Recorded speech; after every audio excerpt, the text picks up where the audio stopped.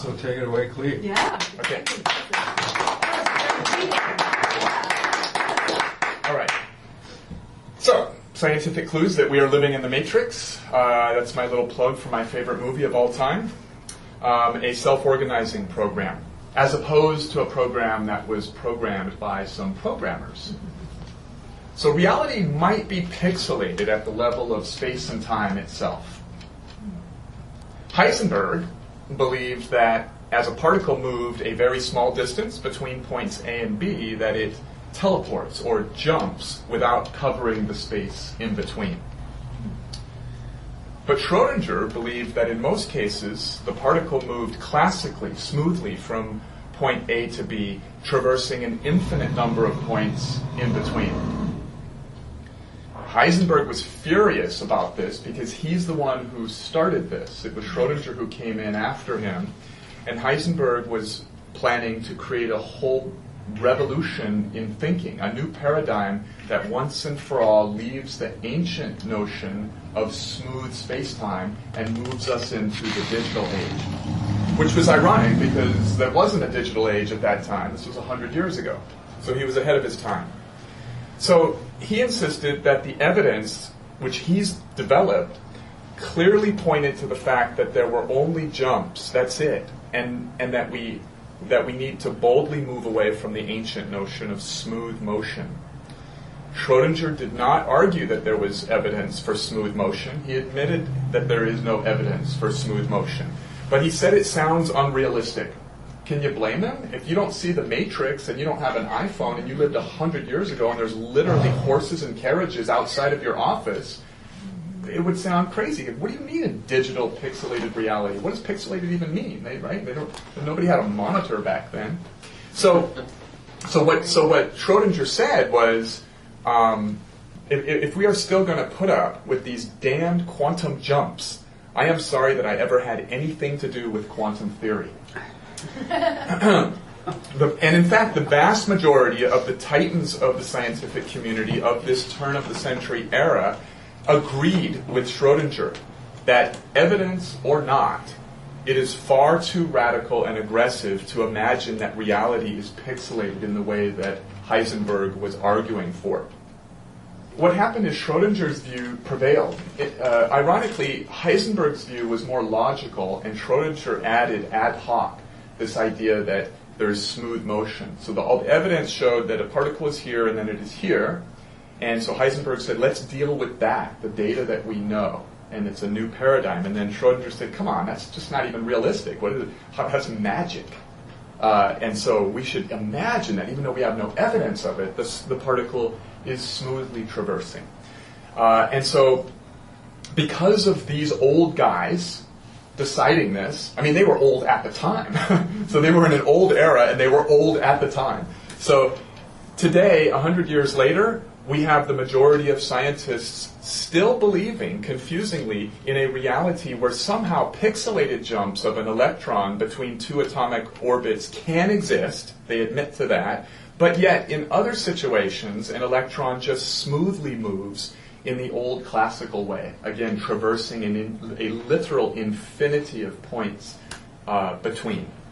So what was happening 100 years ago, in my opinion, is that nature was whispering in our ears of the scientists at that time. She said, I am smooth. I am pixelated at the Planck scale, which is the smallest pixelated scale of reality. I am pixelated both in time and in space. We understand what that means because we have video monitors. Imagine these guys 100 years ago. If nature was saying that to them, they'd be like, I'm sorry, I don't understand. What are you talking about? Right? It was weird to them.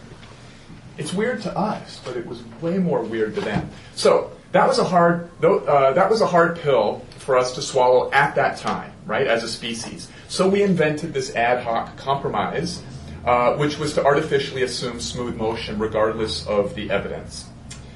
So why does mathematics explain the universe? So the first section was to say, hey, we may be in a pixelated reality. That's one clue that we're living in the Matrix.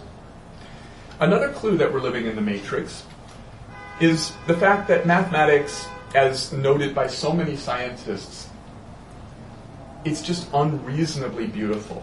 The equations themselves, the mathematical beauty of the universe is overwhelming to many scientists who understand it enough to appreciate it. Everything relates to E8. So I can make E8 seem simple to you guys. E8 is a fundamental crystal. It's a fundamental lattice. In 2 dimensions, one of the fundamental lattices is the checkerboard. And in 3 dimensions, one of the fundamental lattices is the way that oranges are stacked in the supermarket. If you go into an 8-dimensional supermarket, the way that 8-dimensional oranges are stacked in that 8-dimensional supermarket is called the E8 lattice. And what's so special about that way of stacking 8-dimensional oranges? Well, you can't get any denser. In fact, the way we stack oranges in the supermarket has been proven to be the limit. You cannot make spheres in 3D any denser than that packing of the way they do it with oranges in the supermarket. So it's very special. There's an infinity of ways to pack spheres, but that one and only way is the densest way. Well, that in the BCC, which is sort of a twist of that. But so that's what the E8 lattice is. And what is it made out of? It sounds like it's complicated, right? Because it's 8-dimensional. But it's actually not complicated. The entire E8 lattice is made of equilateral triangles. So that if I gave Jeff a stack of a few hundred equilateral triangles, and he was allowed to rotate each equilateral triangle from the other ones by just some angle, which is arc cosine 1/3, which is about 72 degrees, as long as he's allowed to rotate the 72 degrees into the 3rd dimension, right, and then again that next one into another dimension away from that and away from that, he can build the whole E8 lattice with just equilateral triangles and one rotation, or with tetrahedra and one rotation. So the E8 lattice, like all lattices, is composed of a fundamental shape. So just like the checkerboard is composed of the square, and the way we stack oranges in the supermarket is composed of a fundamental shape called the cube octahedron, so too the E8 crystal is composed of a fundamental cell or shape, which is called the Gaussian polytope. And it's very beautiful, and it's made all of equilateral triangles and tetrahedra, or tetrahedra, however you want to look at it. And why am I talking about this E8 polytope, this E8 shape? Well, interestingly enough, all particles and forces are variant shadows of the vertex relationships in this one shape. You can think of it like a higher dimensional Platonic solid, right? So in each dimension, we have a higher dimensional square. Like you have a 4-dimensional cube called the tesseract, and it keeps going. So you can think of these simple shapes in E8 in 8 dimensions as just higher dimensional sacred geometry, higher dimensional polytopes. And so you don't have to be a particle physicist to understand that everything in reality that's fundamental can be converted into everything else. So what's fundamental? Well, you've heard all the words. Electrons are fundamental, quarks are fundamental, photons are fundamental. There's a few other ones, like neutrinos, that are fundamental. And then we have gravity. That's fundamental, and just conceptually we imagine gravity as represented in a pixelated manner by an idea called a graviton, which is just a way to think about the quantizing of it.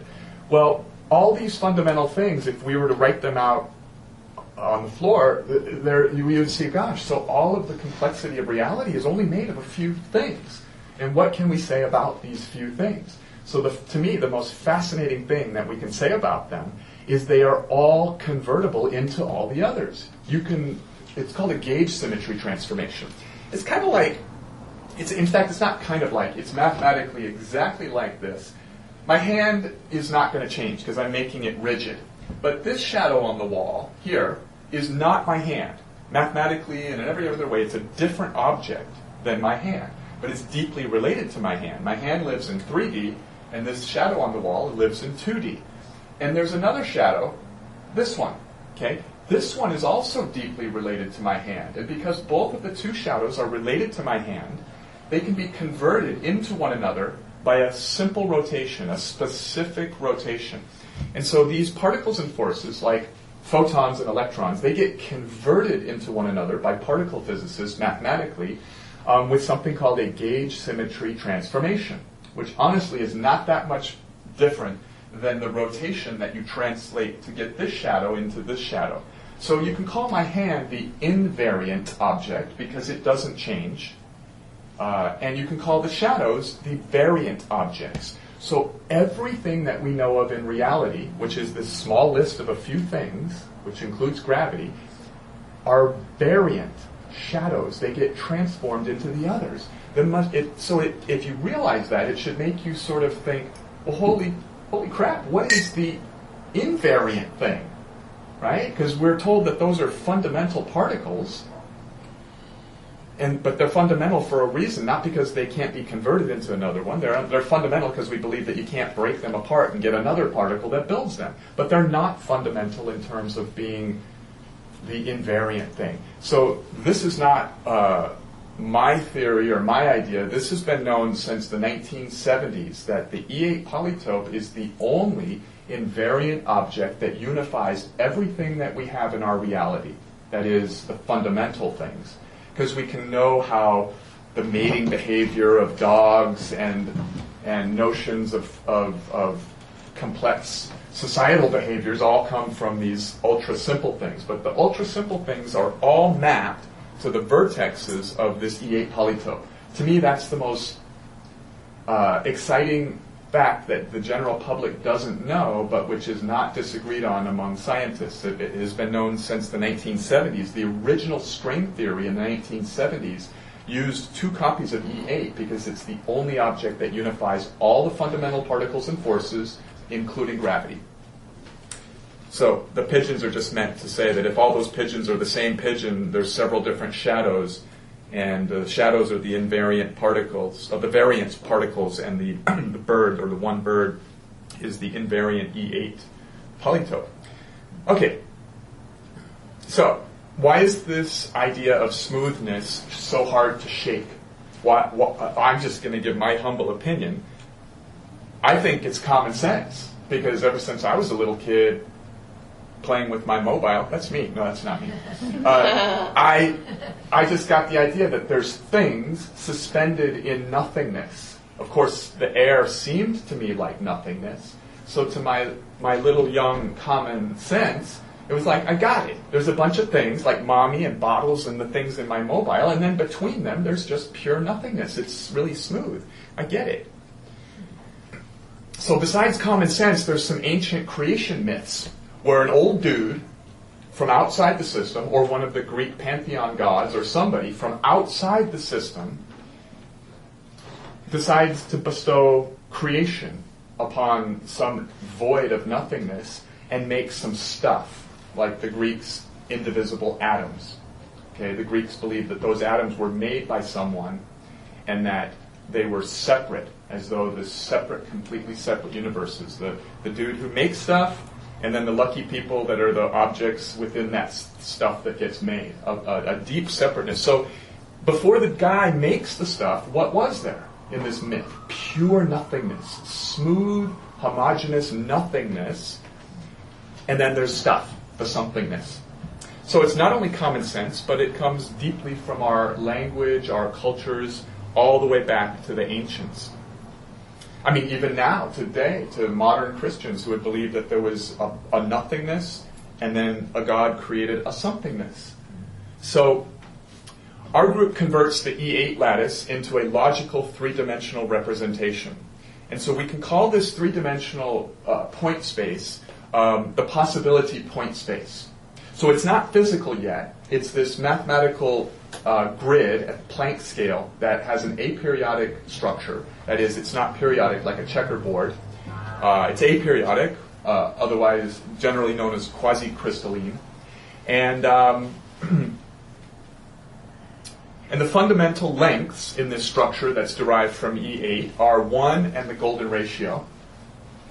We don't do anything ad hoc. Everything that we do comes from geometric first principles.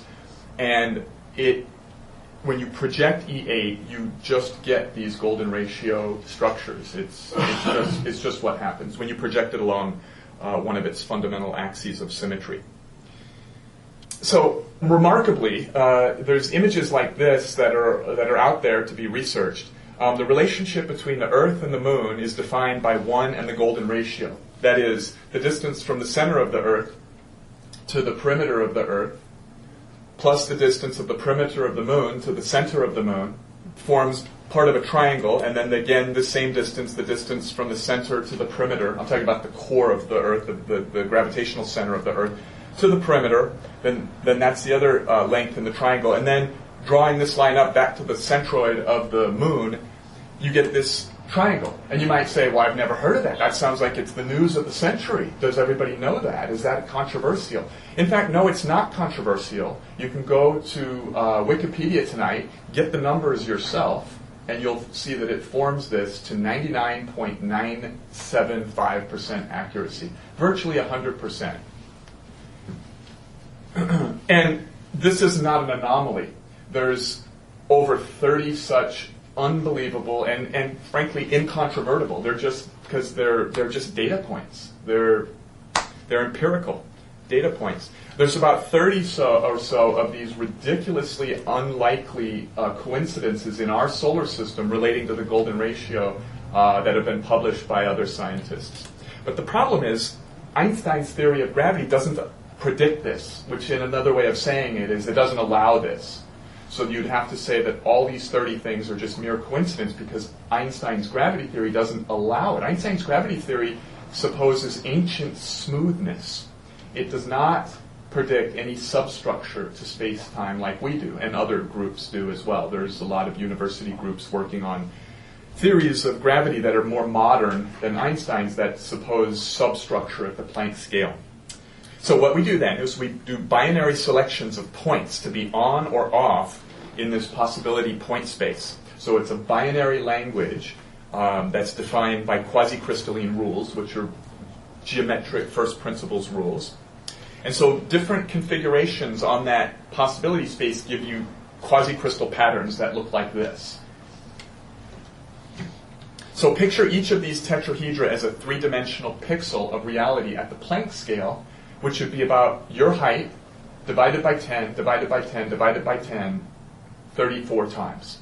So that's the Planck length. In fact, the Planck length, coincidentally, is about as far away from you as you are to the diameter of the universe. So funnily enough, humans in the sweet spot of all this good stuff like DNA, like it's not just our perspective. All of the interesting stuff happens right about in the middle of a 64-0 universe. The most complex molecule, the most known, is DNA. The most complex neural network is the human brain. The most complex system that we know of is the biosphere of Earth. So all of these things are happening approximately around the center of a 64-0 finite universe. So picture each of these then as the pixels on a screen. That's one frame of a screen. It's not moving yet. There's no motion. There's just little pixels. Those are the pixels.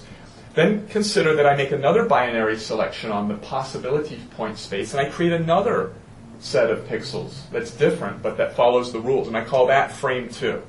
So then you kind of imagine reality then being in this story of a sequence of these frozen frames, frozen 3D frames. So in the movie Gone with the Wind, there is no time or motion. That's all illusionary. There is only an ordered sequence of two-dimensional geometric frames. So what are some of the general things that we can say about this construct that we live in? Okay? We don't have to know for sure what it is because we're just theorizing here. But we can say some things about it. We can say that evolution seems to occur in the universe because we watch stellar clouds of dust in star nurseries self-organizing or evolving into much more complex spiral galaxies. We see biospheres wherever they get going. Like here, we see runaway complexity because as each species opens up new niches, and so then there's more niches in the second round than there was in the first round. And so new niches open up from the third round, the fourth. And so if you leave a biosphere unattacked, and you don't destroy it with nuclear war or asteroids, any biosphere will tend towards infinite complexity. It doesn't. There's no known stopping point. Niches upon niches upon niches, which is why today we have 10 million species on this planet. And in the history of the 4 billion years of life, we've had another 90 million species. That's 100 million different species in the 4 billion years that life has been going on here. The other thing is emergence. All that emergence means is that in a given system, it starts running away towards emergent complexity. Here's an example. We're told in high school that all of physical reality, as far as matter, is made of quarks and electrons. That's it. Quarks and electrons. Two things. And then that self-organizes to the next layer of things, which is 81 stable chemical elements. And then that self-organizes into countless numbers of chemical compounds. And then that self-organizes into biological compounds like proteins. And then that self-organizes into very primitive single-celled things. And then billions of single-celled things self-organize into Jeffness, right? That float, Jeffness, which somehow floats on an ocean of these simpler things that don't know about him as much as he knows about them. Like I would say that Jeff knows more about the red blood cells, the living little guys floating in his blood, than they know about him, although they're both interactive and co-creating one another. That's emergence. Self-organization. Everything self-organizes. Crystals, weather systems, the biosphere, our solar system. Things self-organize. These are behaviors of the universe that are universal. And feedback. Every system is in feedback with every other system via sound, via magnetism, via electric fields, and via gravitational fields. There is not one system that is not in some sort of dissonant or resonant relationship with every other system in the entire universe. And so feedback is a deep fundamental principle. And by the way, that is partly how things self-organize, emerge, and have evolution, is they feed on feedback. Feedback helps with something called the principle of least action and conservation of energy. So, evolution, emergence, self-organization, these are starlings. So, it's very beautiful, these massive flocks of starlings, they just start self-organizing into these non-chaotic patterns, and it's hard to understand. I mean, people have done papers on it, but how they do that, it's just fascinating.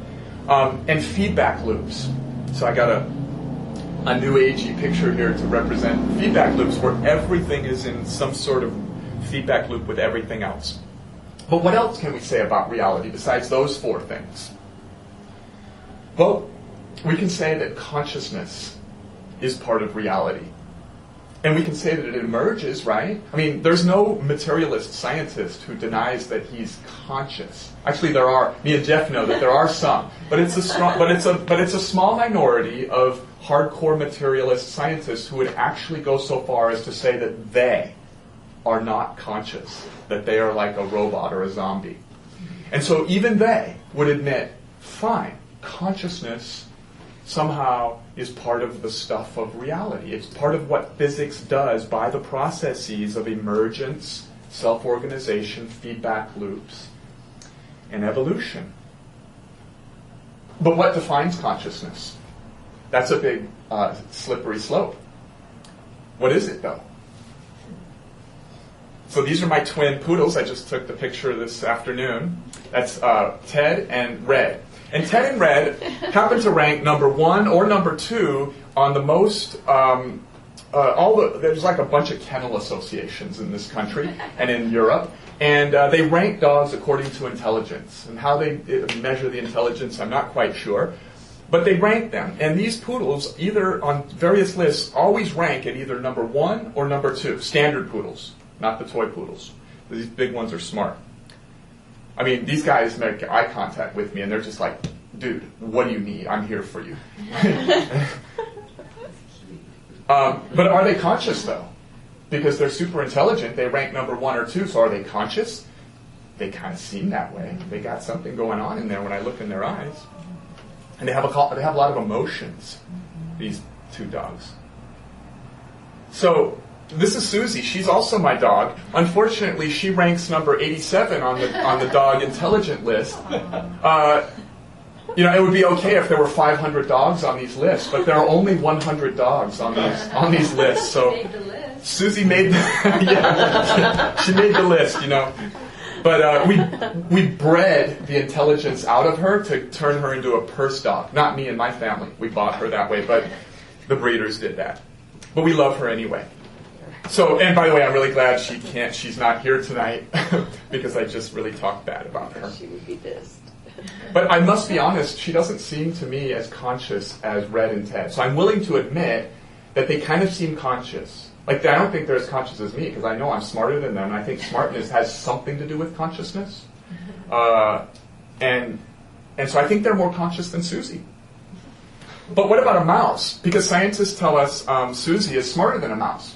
Right? The animal scientists, they kind of rank animals. They say dolphins are smarter than ants. Right? We don't have to agree that all animals are equal intelligence. So Susie gets to be smarter than the mouse. That's what they say. So does that mean the mouse is less conscious than Susie? If we're generous enough to say that most of these living mammals get to be conscious, they're just different gradients of consciousness that somehow map in some way to awareness, which maps to intelligence, right? That there's some correspondence. But do you think I'm being cruel with my arbitrary labeling of intelligence and consciousness? Or should I, say that everything living is conscious and there's no need to label gradients or hierarchies? So, but I'm going to do it anyway. What about my salad? Is my salad conscious? For sure my salad is living until I cook it in the microwave. But before I cook my salad, it's still living. The cells are living. They can still reproduce in a petri dish. But do I have conscious salad? My mom had a boyfriend once who would not eat salad with a fork because he believed it caused the salad pain. Wow. How did he eat it? With a spoon or with his hand? I mean, his teeth. Oh yeah, but that wasn't logically consistent. But there was just something about stabbing it with the fork that somehow the crushing of the teeth was okay. So that salad is living, right? So maybe we make an arbitrary cutoff, right? Because we're being cruel here with our labeling. So we can say the salad is not conscious, but it is living. It's definitely living. In fact, every one of the cells of this salad has DNA. And so we say the salad is not conscious, but it is living. And Susie, even though she ranks number 87, is conscious, and she's living. So these labels are starting to feel non-scientific to me. They're kind of feeling man-made, a bit arbitrary. But I do believe there's hierarchies, because I do believe that Susie is more intelligent than my salad. But just the cutoff point of what gets... put a fork in there. Yeah, no. But it's the cutoff point that I want to challenge you to find interesting, because it's the cutoff point of what we get to say is living matter. All the matter is self-organized. There's very little matter that has no form of organization. So, each of the living cells of the lettuce has DNA, and that DNA happens to be about approximately as complex as the DNA of the mouse, or my DNA. In a petri dish, the cells run from harmful substances, the cells of the salad, that is, and the cells of my body. They both run from harmful substances, they chase nutrients, and they reproduce, and they excrete waste. So what is this lettuce cell? That's not a lettuce cell. What does a lettuce cell and all the other single-celled organisms, this is a single-celled organism, so what do they have in common with us humans, us big colonies? We're just colonies of billions of single-celled organisms where we have emergent Jeffness, right? What do we all have in common? Well, we have in common the tendency to survive and propagate our patterns. We want to survive and we want to propagate our pattern. We also have these things in common: evolution, emergence, self-organization, and feedback loops. This whole thing is a wobbling bowl of Jell-O. Every part of it, every atom within it, is conserving energy through the well-established process of feedback loops. But what else? What else do we have in common with these little guys? Unpredictability. You cannot predict where one of these things is going to move next. You can apply some statistical probabilities, and you can sort of narrow your odds, but you can never predict it, and you can never predict a human. Now, we kind of know why you can't predict a human's behavior with absolute accuracy, because we believe humans have free will, and so that's our answer. You can't predict how a human is going to behave, or where he's going to be tomorrow at 2:35 p.m. because he could change his mind. He's got free will. Same thing with these guys. But usually when it gets to stupider things, like those, and things that we label as not living, we say, well, we can't predict that because we believe in the theory of randomness, not free will. So with us, it gets to be free will. That's why you can't predict us. With other things, if they're lucky enough, like my poodles, to be bestowed with the label of consciousness, I might say they have free will, which is why I can't predict their behavior exactly. But I might say that the pattern of a quartz crystal growing in a cave, I can't predict exactly its growth pattern because of the theory of pure randomness. I absolutely refuse to believe in the atoms at that scale having any sort of consciousness or free will or any analog or approximation of that. Not me. I'm saying if I were speaking for the materialist scientists. So all these living things are just self-organized electrons and quarks, right? Like, we're self-organized electrons and quarks. This is self-organized electrons and quarks, and so is Susie. Now, what about a virus? See, a bacteria is similarly complex to the cells that make up me. A bacteria has DNA, and it has all those parts, similar to the parts that I showed you. But a virus is orders of magnitude smaller, way smaller than a bacteria, and way stupider, simpler. Doesn't have all the good parts. Doesn't have DNA. Does it? It's more like just a glob of just atoms. It doesn't seem living when you study it. It is fantastically smaller and more simpler. And in fact, a lot of the guys who got to label what is and is not living decades ago, they were arguing about viruses. And today, many biologists think that viruses should never have made the cut. In fact, they argue that viruses are not living. There's entire books about it, academic books. But some other dudes, unfortunately they are mostly guys, they get to make these rules in the history of science, they argued that we should go a little lower, that we should include viruses and even go lower than viruses, and that we should label crystals as living forms of self-organized matter. The reason is because they were serious in their arguments, and they say that crystals take resources from the environment to perpetuate their organized pattern.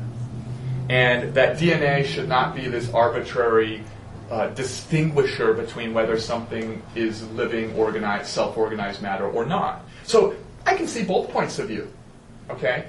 But I can also see that it's just arbitrary. It's just humans putting these labels on self-organized systems where all these self-organized systems seem to show a propensity to propagate their patterns.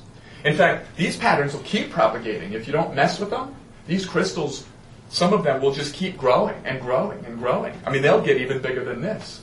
They just keep taking resources. Is that a real person in there? Yeah, that's the scale. So these are these caves in Latin America where these massive crystals are allowed to form over many millions of years. So we talked about crystals. I'm trying to draw controversy out here and to get you to question. Well, maybe a virus isn't living, or maybe a crystal is living. Maybe Susie is conscious, right? Okay, what about the self-organizing behavior of a tornado? It's pulling up resources from the ocean and from the air, and it's using feedback systems with its environment and feedback systems within its own structure, and it needs to keep its pattern. If it's lucky, it can be upgraded. Like these hurricanes, if they're really good at what they're doing and their feedback systems are gentle enough to upregulate their taking resources from the environment, you can get a level 1 hurricane to get up to a level 5. That's a lucky self-organizing pattern. So it seeks to perpetuate its pattern for as long as possible. it has the hallmarks of self-organized matter that attempts to exist for as long as possible. And it does that with the feedback loops of the environment. So the point is that the simplest objects of reality do seek to self-organize and perpetuate their patterns, whether they get to be labeled with the blessing of DNA and our labeling systems of life or not. And they do this, all of the systems, from humans to the tornadoes, they do this in a way that is unpredictable. We can only approximately predict their behavior statistically. And they do it by being resonant or dissonant with everything else in the universe, literally everything else. All right, so yes, some of these self-organizing systems are more complex than others, like Red and Ted. But in terms of the basic tendency to perpetuate pattern and survive and self-organize and be in vibratory connection with all the other systems of the universe, there really is no difference. So a more modern labeling system is probably in order, I think. So we challenged our assumptions about what life is. I mean, I'm not trying to define it. I'm trying to just shape labels is all that I'm doing. So we challenged assumptions about what life is and what the cutoff should be. And we challenged, what should define consciousness. Because where do I cut it off? Red and Ted or Susie or my salad or single-celled organism, viruses, should they make the cut, should they not? I'm willing to just say that all this self-organizing stuff that seems to show a desire, a propensity to perpetuate its pattern by self-organizing and entering into feedback loops, it's all kind of lifelike. So the final thing is to challenge whether reality is made of information or some other stuff. So I think reality is made of consciousness and information, but let's first just play along and say it's made of information, because a lot of scientists now think it's made of information, literally. It's becoming a popular view. So the pat answer is that since matter equals energy according to E equals mc squared, then everything is made of energy. So you ask some guy at a university, what's everything made out of? And he'll say, well, everything's made of energy. And even matter is made of energy. And you say, okay, so everything's made of energy. All right. But that's too easy. I think so, because I don't know what energy is. What is it? So we don't have time to really break it down, but I can tell you that energy is information. This is a well-established scientific deduction that is known, even though not all scientists agree. John Wheeler, who coined the term black hole, was one of the first titans of physics to argue that reality was made of information and nothing else. Today, thousands of scientists, such as mathematical physics professor Max Tegmark at MIT, argue logically and write books and papers that reality is information. So interestingly, those who disagree that reality is made of information actually are not able to come up with an alternate definition of energy as anything other than information, because the classic definition implies that it's information. They just say that my position is that reality is not made of information. And I know, because I've challenged many of them, and there is no answer to that.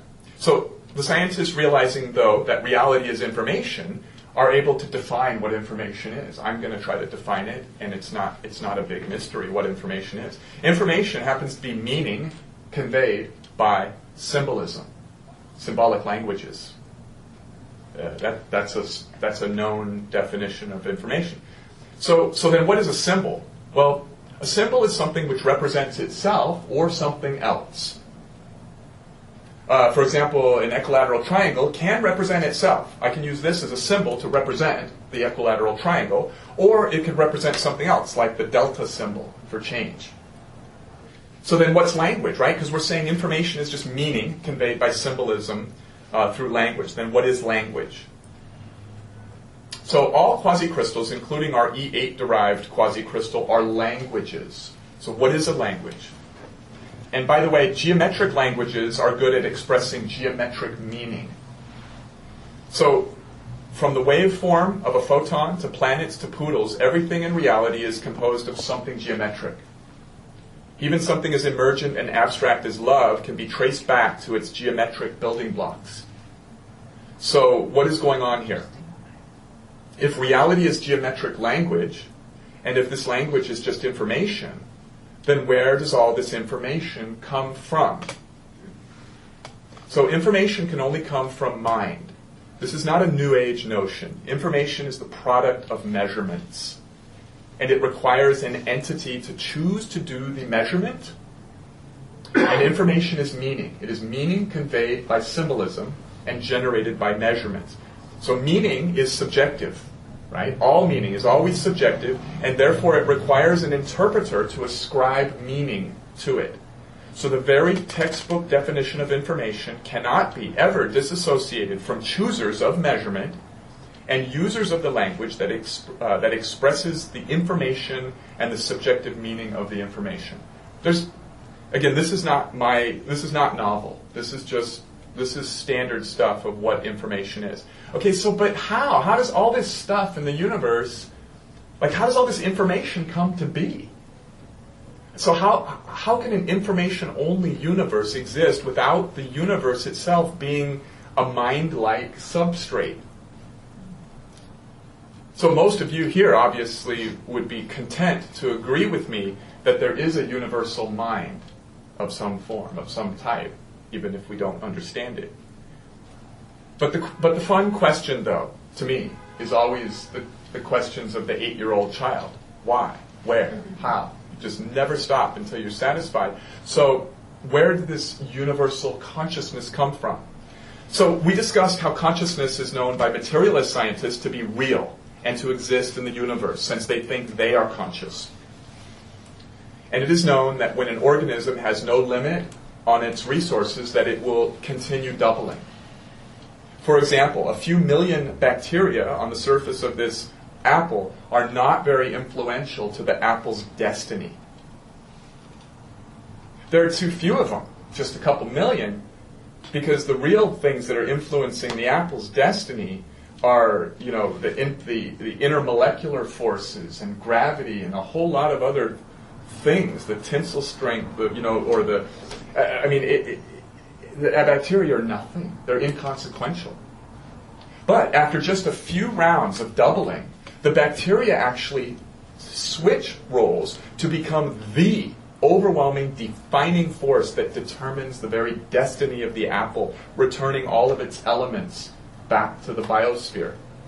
It becomes stronger than the intermolecular forces or gravity. So I can hit the times 2 button on my calculator 80 times in 30 seconds. I thought about that. How fast could I do 80 times doubling? Double. I can do it in 30 seconds. And if we doubled a penny only 80 times, we would have more pennies than all the atoms in all of the galaxies of the entire universe, times billions. Doesn't seem right, does it?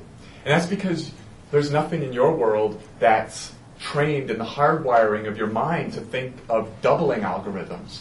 Doubling is a freaky thing.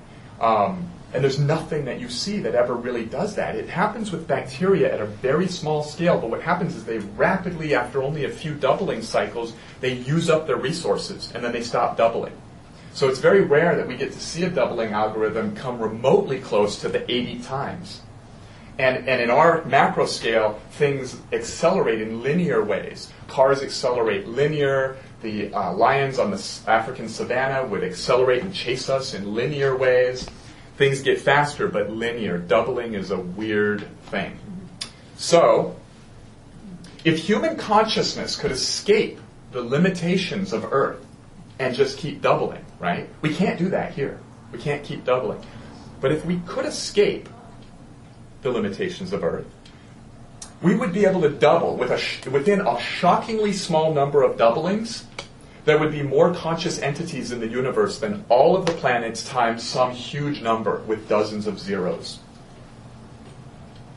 So we started leaving the planet in 1968. And right now, we're just bursting with desire. I'm a major shareholder in a company here called Moon Express at Moffett Field. And we're now part of the new generation of private companies that are now leaving the planet to do things. It's not in the hands of government anymore. It went too slow. This is going to happen. Most everything that you see in science fiction movies happens. Remember the flip phone from the old Gene Roddenberry Star Trek? Remember when those flip phones first came out? It's like, oh my God, Gene Roddenberry, he's a futurist, a genius. He predicted the flip phone, and I have one in my pocket. And now, if you have a flip phone, it's like you're a loser. You're like so past. That's like 12 years ago, right? We have these now. They have tricorders now when they check out your temperature. Or Yes. they do a tricorder too. Yes. Just at the Another company that I'm involved with that's at Moffett Field also is called Scanadu, and we're producing a tricorder, and we're competing to make the tricorder. So, but anyway, so I'm going to keep pushing because I'm not too far from the end. So we're bursting with desire to do this, which we've all seen in the science fiction drawings. Is there anything in physics or anything with the relentless exponential doubling of technology? I mean, I have the ENIAC computer was millions of times weaker than this, and it weighed tons. So this is going to happen. We are leaving the planet. We're as good as gone. We'll still stay here, but we will speciate, and we will go out, and we will not be us anymore, because we will speciate, and we will double, and the numbers will not be limited by resources. And so that 80 times on my calculator, the times 2 button, it will happen, and in some finite, really small amount of time, not astrophysical lengths of time, there will be consciousness spreading out throughout the universe. Right now, exponential doubling of technology is actually manifesting our ability to leave the planet in extraordinary ways. I mean, most of us here are old enough to get a feel for the accelerating nature of this weird doubling process, where computer processing is doubling. We're about to come into the era of quantum computation. Weird stuff is about to happen in your lifetime, like Star Trek technology. Gene Roddenberry was wrong. Star Trek was set in like the year 2300, right? That's not going to be the case. We're going to have technologies like that and beyond, probably in our lifetimes. So imagine if high consciousness beings were able to group their consciousness, like parallel cluster computing, right? Right? Like me and Jeff, we go into the Vulcan mind meld together, and we collaborate our consciousness through some psychic technology, or some physical non-psychic technology, neurobiological technology, and somehow the collective combination of our minds is different, enhanced beyond what individuals, and then we go back to being separate. So imagine if we could do that in large numbers, no matter how far we're separated. But what if some new physics that allowed for instant non-local information exchange came on the scene, like a new theory of everything, that allowed us to do real-time, instant-time neural networking? By the way, this is the universe. This is a scientific depiction of the tentacles of energy that connect in filaments between galaxies. This is such large scale. Each one of these nodes are galaxies, and this is a brain cell.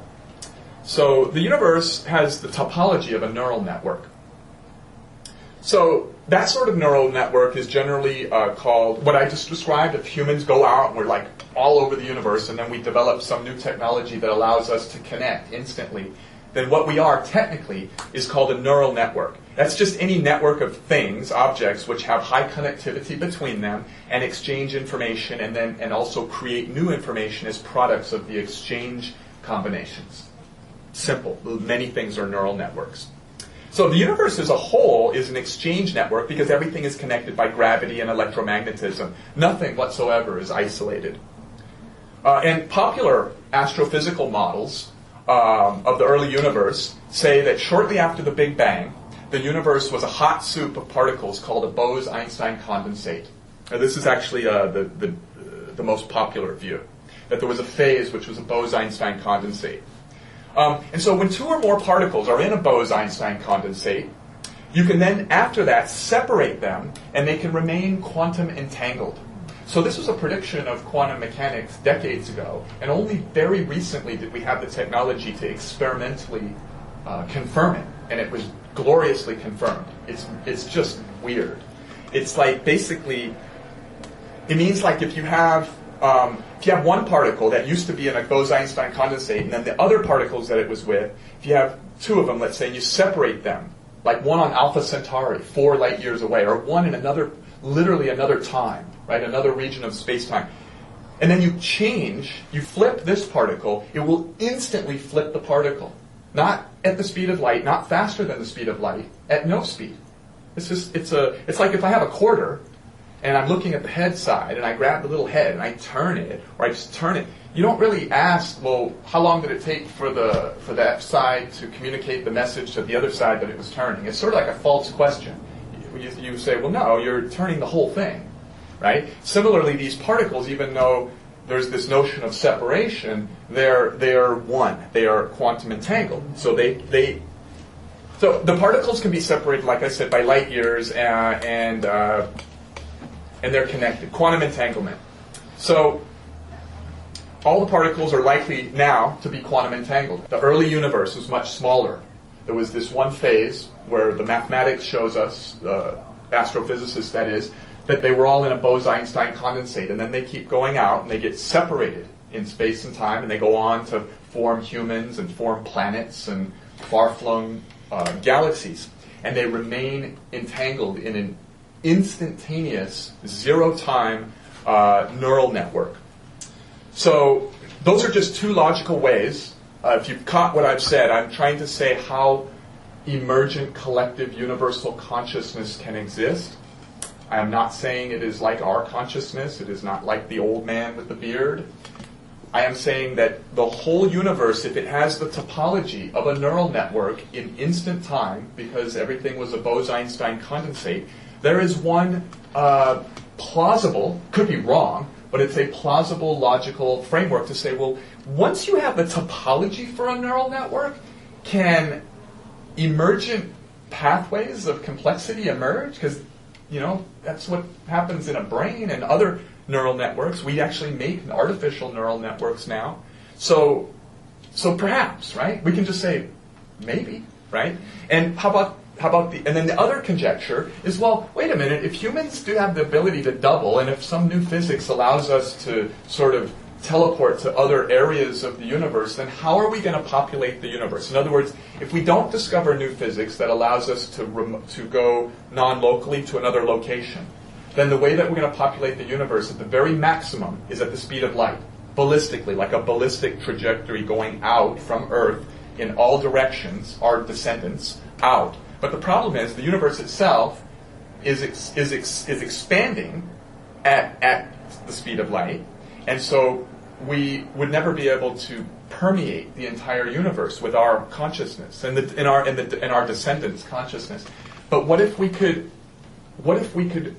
go out and simply choose coordinates, and through some new physics go to these coordinates, right? Teleport to these different coordinates, right? Be some physics or technology that doesn't exist. Well, then you're going to have no limitation of resources, so then humans are going to do the doubling 80 times, and you're going to get to just unfathomable numbers of conscious beings that actually more spread out to every location in the universe sparsely, like a sponge. A sponge is mostly empty space, but it has the topology of sort of being on average that low density everywhere. So if that technology emerges, we and our descendants will go out and we'll populate the entire universe, and it'll be really sparse. They'll be separated by great regions where there's no consciousness. And then because of the doubling algorithm, which is, again, freaky math, it just is what it is, we will rapidly, in non-astrological time frames, in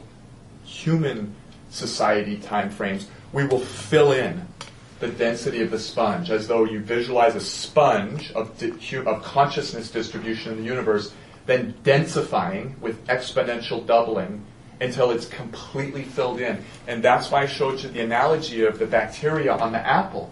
At some point, the materialists would laugh and say, it's just humans, like the Romulans and the humans in Star Trek, and they're all over the universe, and they're teleporting about, but they're still not a force to be reckoned with. They're not like gravity. They're not like some real force of nature. But what happens is at some scale, like the bacteria, they become the dominant force that defines the destiny of the physical system of the universe. So, what does that mean? What came first? The emergent consciousness that I'm describing, or all this physical stuff, right? Because it sounds like a chicken or the egg question, doesn't it? What comes first, the emergent consciousness, or all this information relating to E8 and all this mathy geometric stuff, this sterile math stuff? Right? So the E8 story is that this simple code emerges, and then electrons and quarks and humans come out, and all this emergent consciousness and poodles, right? So what comes first? Because I can get how all that stuff could build up to this sponge thing and consciousness, like the bacteria becoming the defining destiny of the universe. I get that, but don't you need the physical stuff before that? And if we're saying the physical stuff is just information, and the information has to exist within a mind-like substrate, some computational substrate of some sort, then what's the deal? Chicken or the egg, right? Well, but if I ask you that question, and I convince you that that's a good question, it shows your hand. It shows that you believe in strict linear causality, which, like most of us tend to believe, I believe in, I'm living my life with causality, you know? But if linear causality were wrong, if that's just a wrong thing, if it doesn't exist, well then it would, in fact, this whole question that I just posed, what came first, the chicken or the egg? The high consciousness, is this consciousness substrate, or this mathematical geometric stuff, what comes first, right? Well, what comes first on the clock, 9 or 3? Well, it's a false question, isn't it? Because the numbers are on a circle, you know. So, this little illustration of the Ouroboros is a great visual symbol to represent that if you wrap a causal chain into a circle, you can have logical consistency, where you do not need to ask any longer what comes first. So this stands for grand unification theory. And so it's just this sort of idea that there's this, imagine my tetrahedra again, and my E8 related possibility point space and these binary things, and all my story about language and code and all that. And I'm saying, well, what does that live within if it's just information? It lives within the head of the snake, which is the emergent collective consciousness of the universe. But where did that come from? Is it like the old man creating us? Is it separate, or did we create it? And so it thinks of the primitive math. The primitive math self-organizes because it's geometric math, which means it's expressing through language geometric things. And I've argued that everything about us can be traced back to geometry. And it just keeps going, and it gets up to these levels where it seems transcendent. In other words, at these levels, you can't see its obvious relation to the head, the collective consciousness, the substrate of the universe, the conscious substrate of the universe, because it's so different. So it's like, it's like, how is Jeffness related to quarks and electrons? He seems transcendent of those things, right? So, and it also, in the other direction, from some grand unifying theory, which is the Planck scale, which is way, way, way below quarks and electrons, right? It's this another realm where we can't measure it. So anyway, so that's the famous Ouroboros that's on some of the Theosophical Society literature as an icon, because it has deep meaning. It is the meaning that we didn't create God, and God didn't create us. We co-created one another. Every free will choice that you make adds to the net amount of information in the universe. And the net amount of information of the universe is part of the substrate upon which new, higher orders of information can expand. So every decision you make, so you should be careful. If you're going to be angry that day, go for it, but you're adding that flavor of ice cream to the universe for that day. And it will never be less. It will never go away. The information is not conserved. Energy is conserved, but information is not conserved, because you can keep using old information that's not destroyed to build your new combinatorics of new strata of information. Wow.